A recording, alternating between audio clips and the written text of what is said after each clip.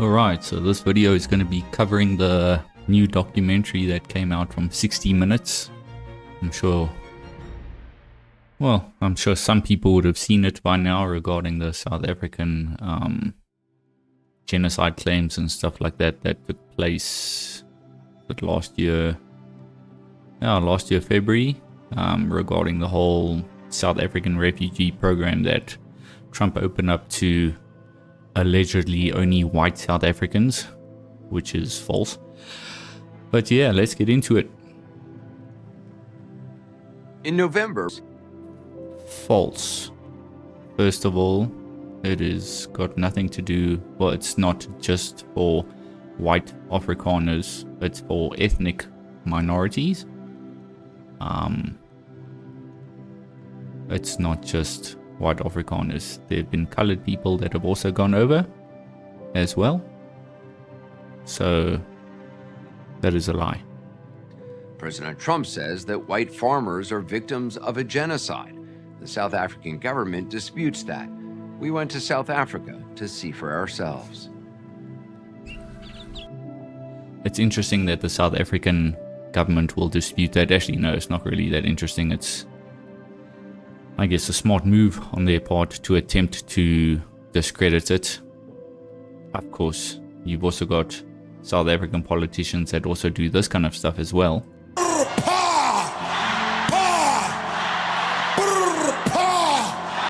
To kill Yamaza, kill the poor, the farmer. And then, of course, they also do this as well. Let's start by saying this. Black First Land First is a peaceful movement, which is peaceful with those who are peaceful with us. White people unleash black on black violence and they folded their arms, and this is what Johan Rupert is going to do. We are saying to Johan Rupert, this time around, no. This is all we are saying. This time around, we will not fight black people you send. We have no beef with the taxi industry. When you send them to kill one of us, we'll kill 5 of you. Now, is that incitement to violence, or is it a call to stop violence? Okay. So let me understand what this guy's saying. So you've got Julius Malema, who's saying, kill the boer, kill the farmer. Then you've got this guy saying, if you do kill one of us, we're going to kill 5 of you. So they're allowed to kill us, because obviously, according to them, the boer, the farmer, it's classified as white people according to this kind of ideology. So they can kill us. If we retaliate and decide to kill them, they're going to kill 5 more of us. So South African people are 4.5 million people out of the population, making up 7.2% of the population. So the math doesn't quite add up, does it, for us white people? Not so much. If we kill one of them because we're attempting to defend ourselves, they can kill 5 of us. But there's no genocide. Of course. Right. Good stuff. The scapegoat as, oh, it's just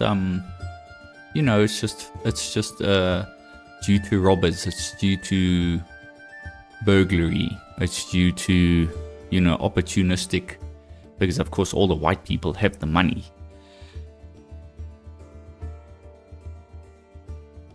Farm murders in South Africa are widely regarded as distinct due to their exceptional brutality, premeditated nature, and systematic planning, setting them apart from other violent crimes. Extreme violence and torture.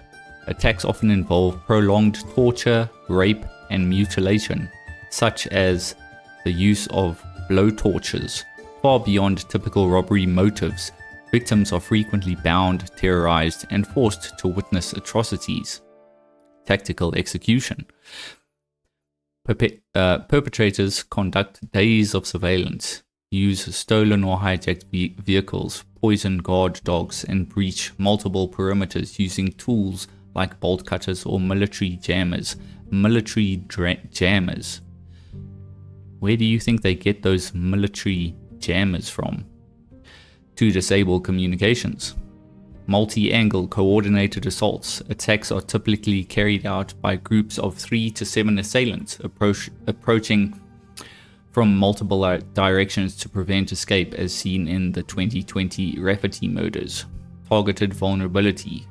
Farms occupied by elderly or small families are often selected, exploiting isolation and limited defense.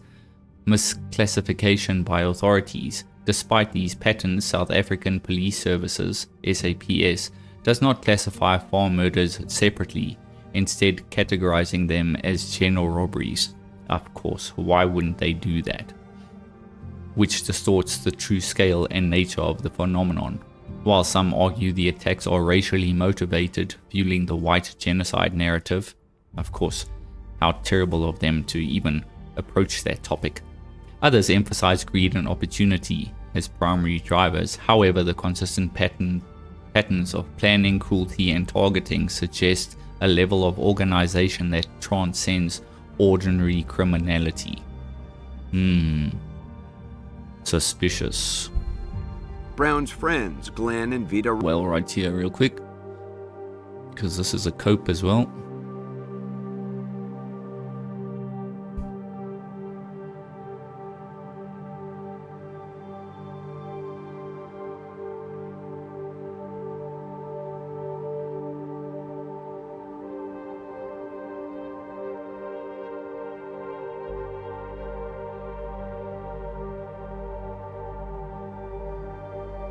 Come on.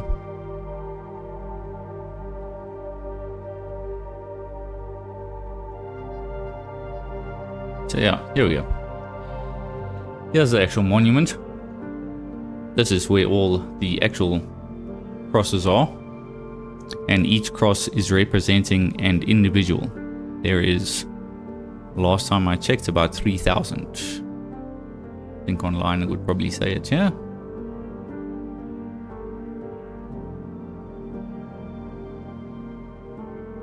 Yeah, there you go.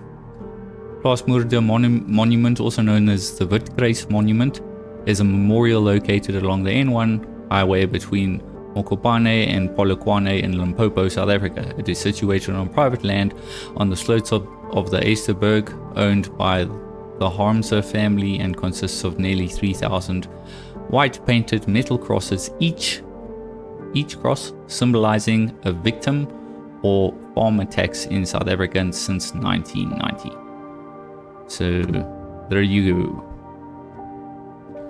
It definitely wasn't a burial. And again, it's so disingenuous, you know. It's, this lady's been through so much already. Why on earth would she purposely put herself in harm's way, knowing that the government is going to be looking at this, knowing that the government knows where she lives? Why would she want to go against the narrative after she's experienced death already and she's grieving? Why on earth would she want to say, yes, it's a genocide? Why would she want to do that and put herself in potentially more trouble and make it even worse? Come on, man. That's where the issue really comes, though.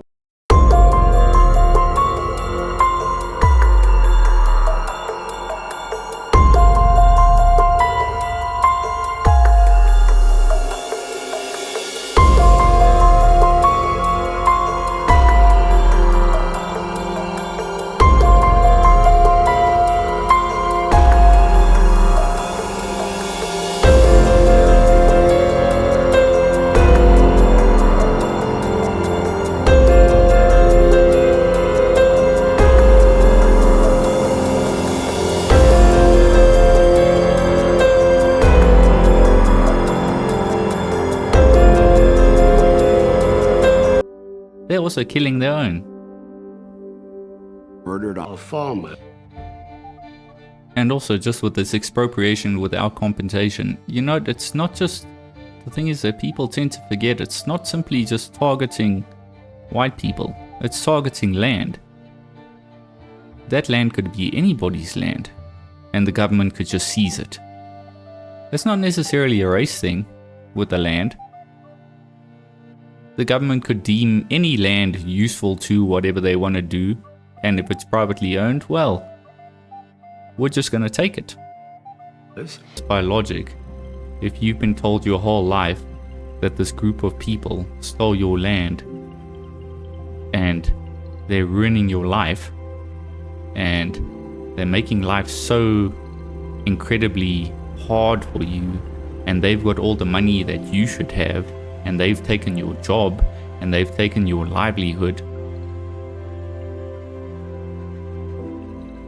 Come on now. grueling. Such a typical leftist progressive trope. Ethnic minorities. Ethnic minorities. Not just for whites. I wonder if he hates himself because he's white. Considering he hates white so much. No, that's it. And then we can part with this. These are the 10 stages of genocide. It doesn't necessarily have to be... Well, let's just read this. The 10 stages of genocide is modeled better by American jurist and genocide scholar Gregory H. Stanton, founder of Genocide Watch, to describe the predictable but not inevitable process through which genocide unfolds. The model identifies 10 interconnected stages that occur simultaneously or in varying orders, with preventive actions possible at each stage. So all of these can happen not necessarily in this order. You can pause the video if you want and read all of them, but the point that I'm attempting to make is number 10. Denial. How many people are denying it is occurring? I find that very interesting.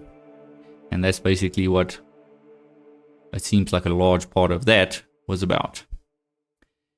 Anyway, folks, that's all. I will check you on the next one.